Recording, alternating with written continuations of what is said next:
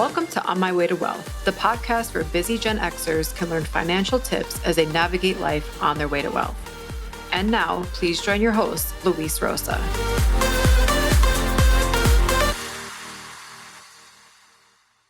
Hello, everyone. My name is Luis. Welcome to another episode of On My Way to Wealth. I hope everybody's safe, healthy, and hopefully on their way to wealth. Right? Thank you all for tuning in. Today, I'd like to speak to you about the consequences of taking money out of a 401k to pay for credit cards and other consumer debt. I often get this question a lot by clients. And yeah, it's something that I feel like a lot of people do. So I wanted to address it because I'd like for you to make an informed decision before you pull the trigger on that distribution. So let's talk about some of the consequences. When you take money out of a 401k, if you save money in the traditional aspect of it, where basically you put money in there pre-tax, then all that money will eventually come out of that 401k as a taxable distribution, which means that you have to pay ordinary income tax at whatever your tax bracket is that year. In addition to that, if you are under the age of 59 and a half, typically some people age 55, when they leave their jobs, they could take money out of a 401k without paying the additional 10% penalty. But in general, if you take money out of the 401k before you're age 59 and a half, you have to pay a 10% penalty in addition to income taxes. So that could be a lot of money that you're missing out on by just making the distribution between your federal tax bracket, your 10% penalty, and also if you live in a state that has state income tax, you might also have to pay state income tax in that. So that could be a very hefty penalty. So let's talk about the long-term and the short-term consequences of taking money out. So let's talk about one example. Let's say that you have $20,000 in an old 401k. Maybe you switched jobs, or maybe you lost your job once. The 401k stayed with the prior employer's administrator. You have a new job now, and you want to wonder if you should take that money out to pay for debt that you might have accumulated throughout the times. Now, before I get into the numbers, I want to just point out, typically the ordinary income tax and the 10% penalty apply for distributions before 59 and a half. Under COVID, there are some additional exceptions that have been added. So if you are taking money out and it's a qualified COVID-related distribution, which I have another episode on that you can check out, basically there are some exceptions for that 10% penalty. And there are some allowances that would let you pay that money back within a 3-year period, or spread the taxes that you owe on that money within a 3-year period. But for this purpose, I just want to assume that it is not a coronavirus-related distribution or another exception. 401ks have exceptions sometimes. Taking money out, whether it's death or disability, for example, would waive that 10% penalty. IRAs have even more flexibility. If you take money out for higher education expenses, you can waive the 10% penalty. Or if you take money out for a first-time home buyer up to $10,000, they waive the 10% penalty up to that $10,000. But for the purposes of this podcast, I just want to talk about if no exceptions apply and it's not a coronavirus-related distribution, just a simple, you move jobs and now you have this money in this old 401k and you're considering just taking that money out to pay off some debt. So let's get right into it. Let's say you have $20,000 in a 401k right now.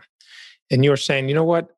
I have some debt that I've accumulated throughout the years. I'm paying 22% on this credit card while I have this money sitting there. Why not just take that money out and then pay off my debt?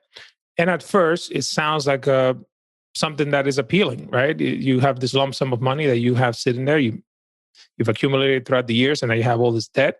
Your debt is probably at a higher interest rate than the interest rate that you are earning on the account, very likely, depending on how you're invested. So it sounds like a logical approach to say, let me just take this lump sum out and wipe out my debt and start clean. All right, so let's take a look at it little by little. Let's say you do, in fact, have $20,000 as one example, and you decide to take this money out. Let's put you in the 22% tax bracket. So now you have to pay 22% ordinary income tax on that $20,000. If you're under the age of 59 and a half and you don't qualify for any exceptions, you have the additional 10% penalty by the IRS on that $20,000. So we're up to 32% so far. And then let's say you live in a state that has state income tax, and let's be conservative and say your state income tax is 5%. So now you're up to a combined 37% hit on that distribution. 22% federal, 10% IRS penalty, 5% state income tax distribution. So that means that on $20,000, your net after tax is really only $12,600 because you paid a total of $7,400 in taxes and penalties. Now, when you think about it, that 37%, it's probably higher than the interest rate you're paying on that credit card. Now, I know that you pay the credit card for long and this is a one-time distribution, but you have to consider the fact that you are losing quite a bit of money when you first take that distribution out. So think about it this way. From $20,000, you're left with $12,600. Now, there are several different ways that you can address this. When you make the distribution, you do have the option of withholding taxes. Some 401k administrators might automatically withhold a 20% standard rate. You could increase that if you want to as a precaution, just so that you're not ending up owing a ton of money at tax time. So that could be a good strategy to do that so that you don't owe a whole bunch of money. If you somehow get away with not being able to withhold any and you get the full 20, just know that you are going to have to include that in your taxable income at tax time, because you will get a Form 1099-R from the 401k administrator. So combine that with your employment income and other income that you might have had, you could even potentially go into a higher tax bracket. So that's something that you have to look at very carefully. Now, these are the immediate consequences that you will see, because it's going to be taxed either when you take the money out via the withholding, and then possibly even more when you file taxes, because sometimes the withholding is not enough to cover the amount that was due on that money, right? So these are the immediate consequences. Now, one thing that some people don't even realize is the long-term consequences that this can have on your overall future and the money that you are accumulating. So let's use the very same example of that $20,000. Let's look at it long-term. For those of you that are not familiar with the concept of time value of money, it basically says that a dollar today is worth more than the same dollar tomorrow.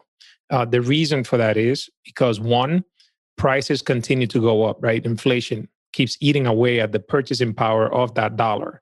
So you might be able to buy a certain amount of goods or services with the dollar today.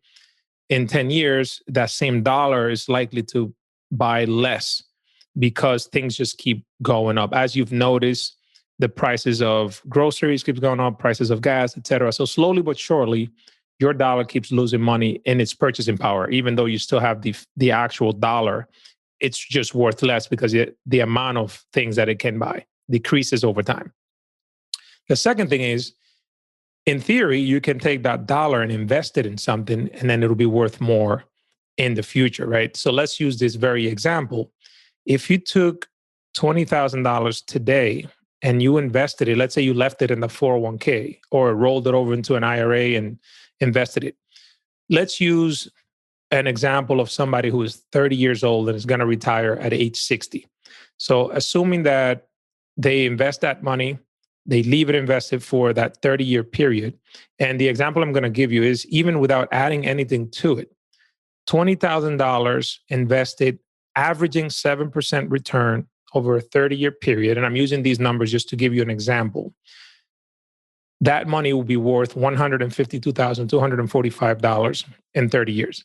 So even imagine if you were adding $100, $200, $300 a month to that, plus let's say if you rolled it over into your employer, a new employer's 401k, and then you were getting matching contributions from your own contributions that you were making, et cetera, it could be a lot of money. So $20,000 taken out today gives you, in my example, an immediate loss of $7,400 because you have to pay federal taxes, state taxes, and the 10% penalty. But you also lose the ability of that $20,000 to remain invested for that long term and compound over time and grow. So in this case, 20,000 would have grown to 152,245 at 7%.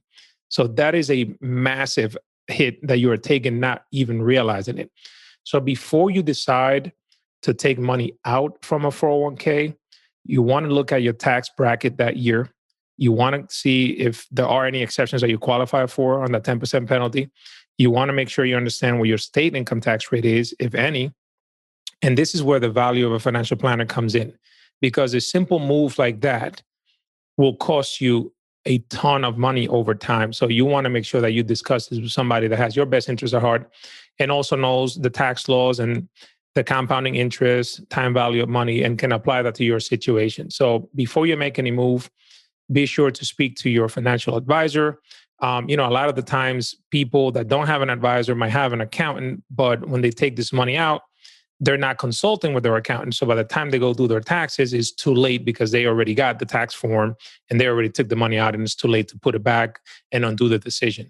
So something to consider. So for the most part, in general, it probably will not be a good idea for you to take this money out of a 401k to pay off debt. In general, obviously, everybody's situation is different, which is why you definitely should consult with a financial advisor.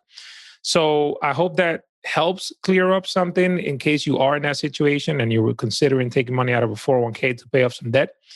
I would urge you also to look at tools like powerpay.org, which I'm going to put in the resource area of the show notes, because you can develop your own plan to pay off debt in a short amount of time, depending on how much money you have extra to add to your overall debt repayment plan. You can also consider the options of debt consolidation and compare them to what it would look like if you paid debt on your own. I've spoken other podcast episodes about different methods that you can use to pay off your debt. One is called the avalanche method. One is called the snowball method. And these might be better options for you to do.